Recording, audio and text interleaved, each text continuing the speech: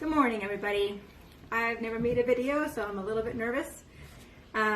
Today's lesson would have had ice cream of some kind. I'm sorry you won't be getting that. Maybe whenever we meet again, I will bring you some. So our lesson is focusing on the parable of the sower. And basically, back when Jesus was teaching, there were argumentative people who thought they knew the right way, and they didn't.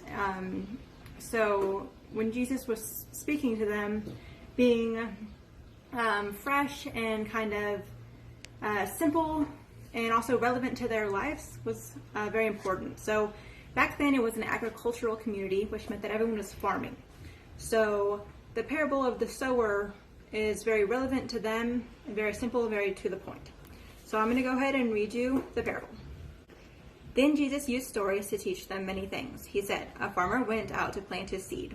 While he was planting, some seed fell by the road, and the birds came and ate it up. Some seed fell on rocky ground where there wasn't much dirt. That seed grew up very fast because the ground was not deep. But when the sun rose, the plants dried up because they did not have deep roots. Some other seed fell among thorny weeds, which grew and choked the good plants. Some other seed fell on good ground, where it grew and produced a crop. Some plants made 30 times more, and some made 60 times more, and some made 100 times more. You people who can hear me, listen. So listen to the meaning of that story about the farmer. Who is the seed that fell by the road? So, since we don't have a classroom where you can answer me, I'm going to just give you the answer. That seed is like the person who hears the message about the kingdom, but does not understand it. And what is the seed that fell on rocky ground? That seed is like the person who hears the teaching and quickly accepts it with joy, but he does not let the teaching go deep into his life. So he keeps it only a short time. When trouble or persecution comes because of the teaching he accepted, he quickly gives it up.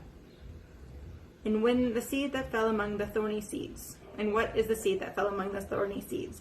That seed is like the person who hears the teaching, but lets worries about his life and the temptation of wealth stop that teaching from growing, so the teaching does not produce fruit in that person's life.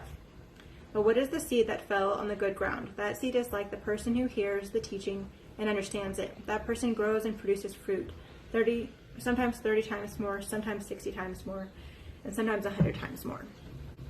Okay, so the point of this lesson is that sharing your beliefs can be very beneficial to some people and maybe not so helpful to others.